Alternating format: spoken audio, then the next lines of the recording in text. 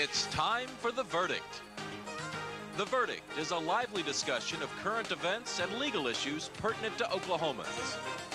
The Verdict is hosted by Kent Myers and Mick Cornett. The Verdict is sponsored in part by the Able Law Firm. It's time for The Verdict. And welcome once again to The Verdict. I'm Mick Cornett, and I am joined as always by one of Oklahoma's top legal experts, Kent Myers. Kent, today we're continuing with a second show on methamphetamine. Yes, we're going to have two different guests than we had last week. Last week, as our viewers know, we had Dr. Mary Ann Bowman and J.C. McNutt to talk about kind of the physiology of methamphetamine. And this time we're going to talk about the effect of methamphetamine on Oklahoma and Oklahoma County from the law enforcement and crime standpoint. We're going to have District Attorney Wesley Lane as well as State Representative John Nance. And we're going to be talking about some things that I think our viewers will find quite fascinating. Well, let's get to it. This morning, a frank discussion about methamphetamine and how it's handled in our drug courts, for instance. It's next on The Verdict.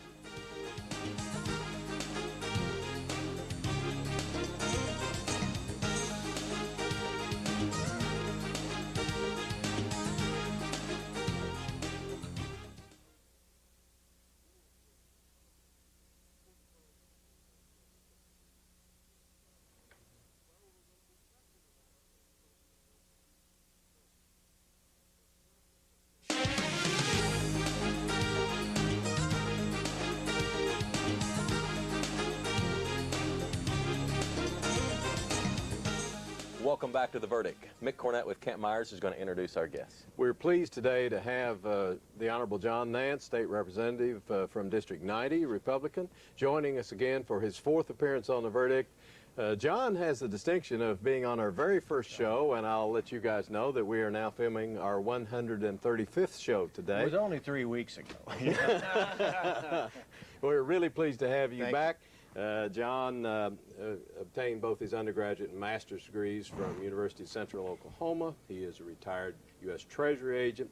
He has been on both the House Corrections Committee and Public Safety Committee and chaired an interim study studying the meth problem in Oklahoma just this summer. Yes. And we are very pleased, John, to have you back for another appearance on The Verdict. Thanks, everybody. And we knew that the condition of you coming back was that we not have John Coyle on the Okay. So we've done better. On my right, we have District Attorney Wes Lane, the Oklahoma County District Attorney, born and raised in Oklahoma City. His undergraduate and law degree was from the University of Oklahoma.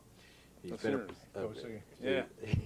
been a prosecutor for 18 years, and for 5 years he was chief prosecutor for the multi-jurisdictional drug task force, and learned a lot about drug enforcement during that. And this also is Wes's fourth appearance on The Verdict, so thank you for coming back. Thank you. Wow, we tied. Yeah. John, I want to start with you. You brought a chemical equation here, and you Yes. can take us from it and pretend you're a chemistry I find professor. it helps to be very simple about this. The top molecule here shows an OH factor. This is pseudoephedrine, which you can buy at any store. All you really have to do. That's what this is right there. This is pseudoephedrine. This is pseudoephedrine. This Okay. is chemical makeup. There are about 60 ways to take this one molecule of hydrogen and oxygen off, and it suddenly becomes methamphetamine. It's very simple, and it's not really very difficult to make. But for people like me, what does all that mean? You're saying, you're just showing that you're taking a legal pill and they can, like that, turn it into an illegal substance that's highly addictive. That's Is that correct. the point? That's exactly right. And it's cheap to do that, I It's think. very cheap to do. Well, let me ask you, John, what kind of problem do we have statewide with methamphetamines? It has been increasing over the past decade. Last year they took down 1,254 labs, and I understand that is not necessarily accurate. There could be a lot more than that. We rank in the top 5 in the United States of labs in the United States, but comparing that Per capita or just total number of labs? Well, if you go by per capita, we are number 1. That's not an area we want to be in. The number of people we have compared to the labs. Well, Wes, what kind of problem do we have in Oklahoma County? I know you're more familiar with that. Sure. Well, in Oklahoma County, I mean, true to form, we have fully half of our cases that we file are drug-related. we figure about 1,000 of those cases are methamphetamine cases. We file over 7,000 cases, felony cases a year. So you can see if 1,000 of those cases are methamphetamine related, that's very significant. Let's pull up a graphic to look at a couple of things that you've brought with us on. What's the first one there? The first one shows calendar year 2002 in Oklahoma County lab seizures, actually Oklahoma City. 242 labs were seized. Now, you ought to understand, back in 1992 in Oklahoma City, only 10 labs were seized. So you can see there's been a significant rise just in the last 10 years. The good news is that, at least here in Oklahoma County at least, is that you see during that same period of time in 2002, or at least from January to October of 2002, that roughly worked out to about 188 labs that were seized. And during 2003, you see we've only got, during that same period of time, about 133. So we're seeing, in Oklahoma County at least, a net reduction. But I don't want that to be an illusion to anyone, because really what we're doing is because we take some very aggressive steps, and not every county does the same thing we do. We're very aggressive about labs and putting people in prison for people who run labs. And that has that's created some street buzz, if you will. So we've actually seen a net increase in surrounding counties in the number of labs seized. So we're moving them out of Oklahoma County, but unfortunately they're still in Oklahoma. Okay. Well, John, why does Oklahoma have such a problem? Do you have any theories on that? I've asked that of Oklahoma Bureau of Narcotics. Scott Rowland is their general counsel over there, and I think it's because we do have aggressive law enforcement. That's part of the reason. And I think we've lost our moral compass. There are a lot of people, because one of the way that we treat these addictions is through a similar 12-step program, which gets you back to a moral compass. So that's part of the problem, and I think the aggressive law enforcement that we have is why we have so many labs that are taken down. John, you and I were visiting off camera before we started, and you were telling me that the drug meth is not driven economically. The production of it and sale is not an economic matter of primary consequence. What did you mean by that? Well, it's generally cooked and ingested by individuals that are addicted. And they usually have a sphere of friends. They may make enough in their cooking to allow them to have the funds to buy more of the general products they need to cook.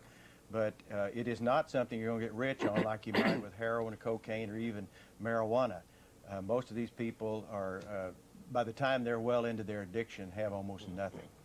So we have Colombian cartels with cocaine. We don't have meth cartels as such. Most of those are very limited assets when they're finally in their addiction.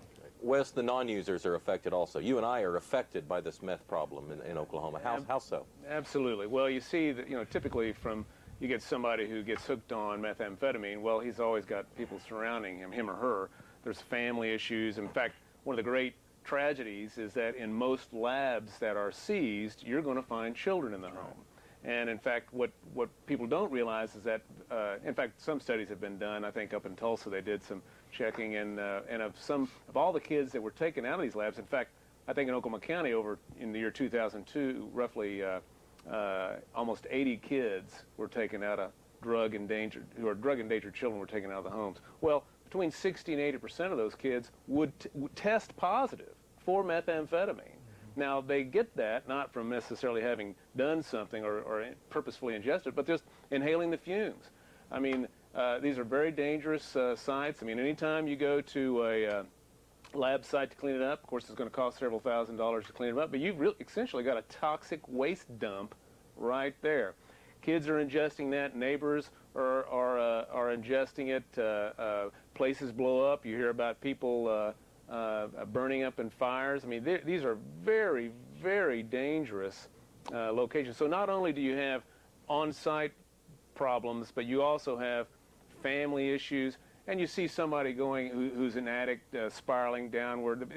Sometimes, they always typically become paranoid and very focused. And at times violent. So it's just a dangerous, dangerous cycle. Let me jump in and get us to a short break. We're visiting with Wesley Lane and John Nance. You're watching The Verdict. We'll be right back.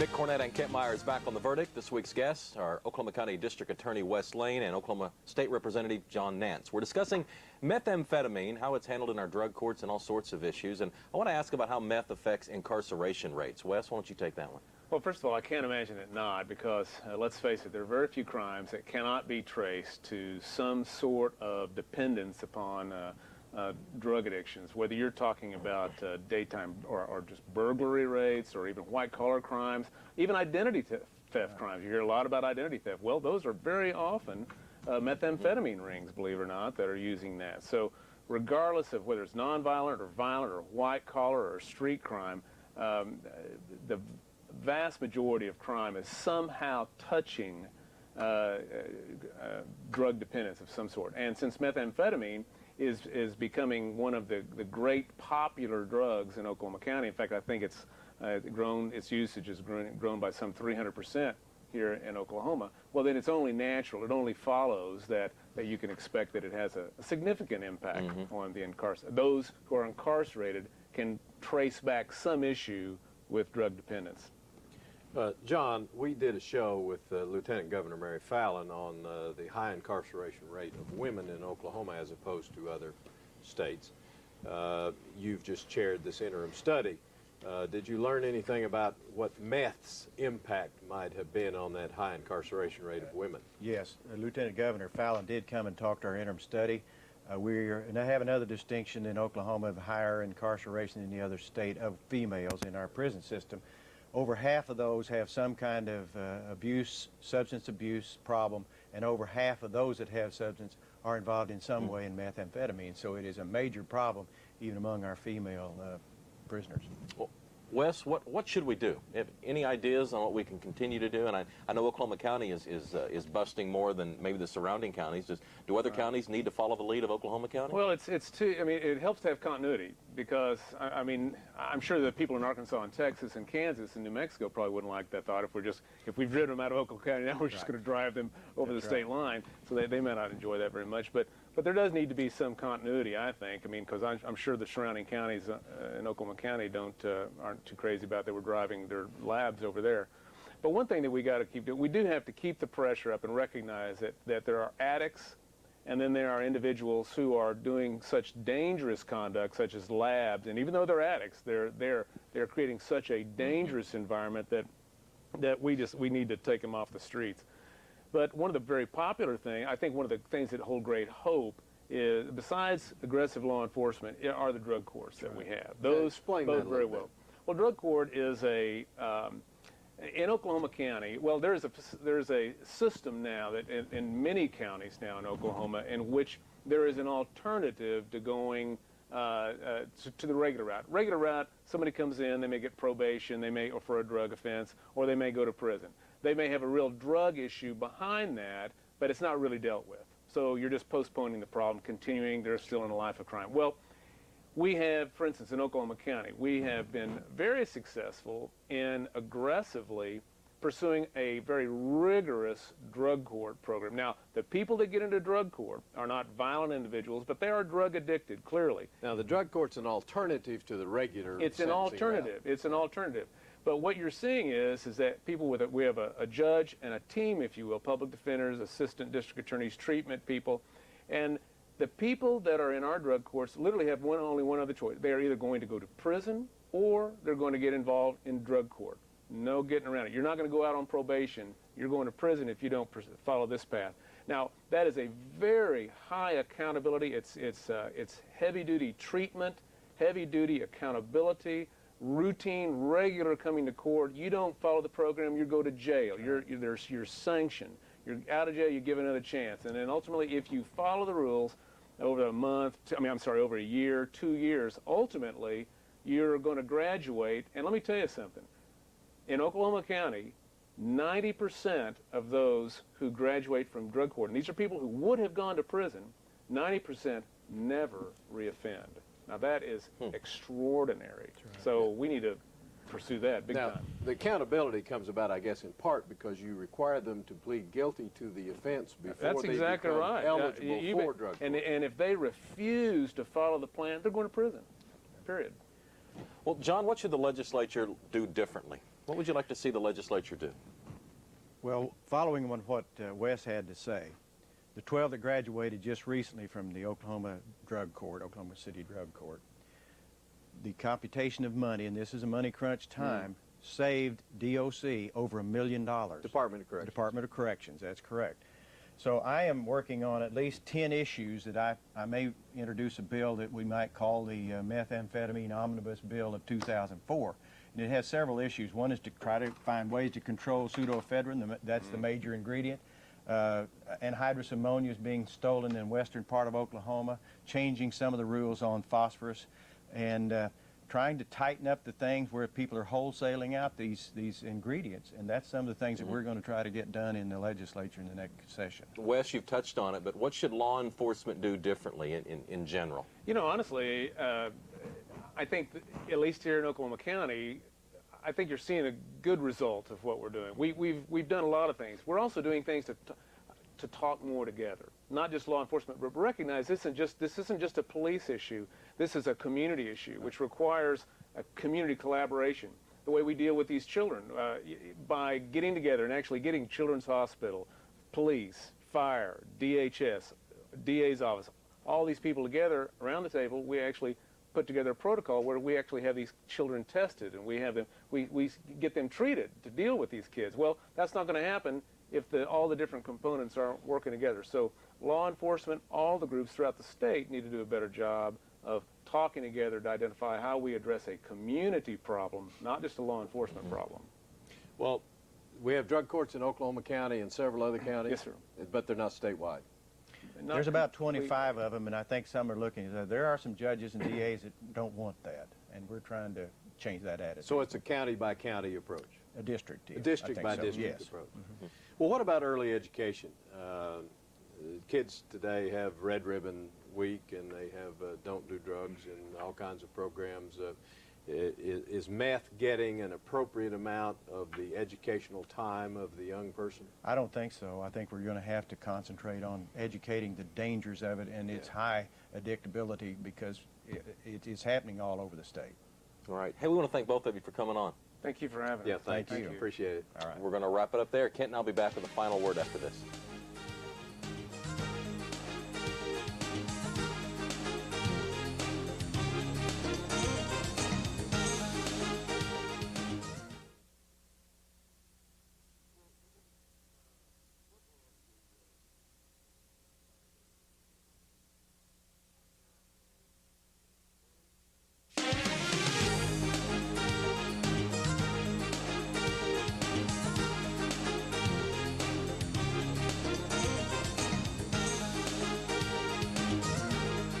Mick Cornett along with Kent Myers, and we are back to wrap up another edition of The Verdict.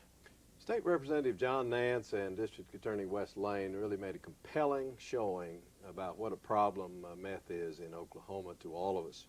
It's a problem to all of us, whether we're a drug user, whether we live next door to a drug user, or whether we're a taxpayer paying the bill for incarcerating the drug users. And once again, just as we were on incarceration of women, just as we have been on a number of other things, we're number one in meth labs and per capita. Having them, trying to find them, trying to break them down. And it is really interesting that the methamphetamine problem in Oklahoma is not driven economically. We don't have the kingpin drug dealers like we do with heroin, like we do with cocaine, and like to some extent we do with marijuana. It's kind of a grow your own type of a thing, or cook your own. And that makes it all the more insidious because it is just that much harder to control and that much more widespread.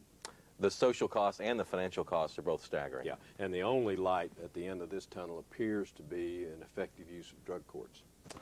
Hope you enjoyed the show. Thanks again to our guests, Wes Lane and John Nance. And be sure and check out our website, theverdict.tv. For Kent Myers, I'm Mick Cornett, and we will see you next time on another edition of The Verdict.